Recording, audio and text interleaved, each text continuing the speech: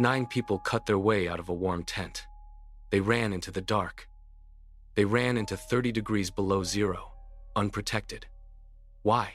The question has hung in frozen air for more than 60 years. It all started in January 1959, in the northern Ural Mountains of Russia. A group of 9 experienced hikers packed their gear and set off for a routine climbing challenge.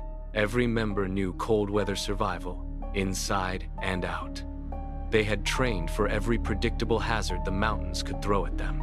The team planned to send a telegram back to their hiking club the moment they returned to the nearest outpost. The club waited.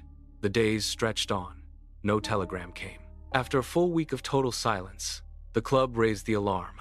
Rescuers gathered their cold weather gear and launched a search into the frozen, uninhabited expanse of the mountain range. The weather slowed them down. Blizzards closed passes. Visibility dropped to 0 for days at a time. It took the rescuers 3 full weeks just to reach the area where the hikers had set their last known camp. What they found waiting for them would break every rule of logic they knew. The rescuers broke through the final drift and spotted the tent first, half buried in blowing snow. They expected to find a simple explanation: a delayed return, a broken radio, a small injury that forced the group to wait out the storm. What they found did not match any scenario they had prepared for. The tent was ripped completely open, from top to bottom. One lead rescuer knelt to examine the tear, and his blood ran cold. Every sharp edge of the cut ran from the inside, pointing outward. This was not a predator tearing in from the outside.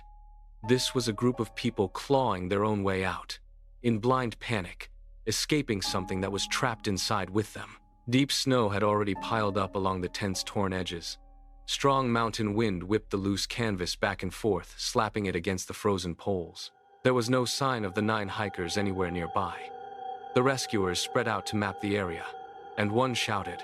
He had found the only trail leading away from the camp. A set of scattered, shallow footprints pressed deep into the crusted snow. Rescuers followed the footprints down the slope and found the first body 3 hours later. It lay 1.5 kilometers from the tent, pressed tight against the base of a large pine. The frozen hiker's hands were torn raw by broken bark. Fingers were still hooked deep into the wood, as if he had tried to scramble upward to escape something on the ground. Over the next 2 months, more bodies turned up, scattered across half a kilometer of snow-covered woods. 2 huddled next to a small burned-out fire they had lit in the open drift. 2 more lay half-buried further down the slope, frozen solid. When the coroner cut into the bodies for autopsies, the mystery turned grotesque.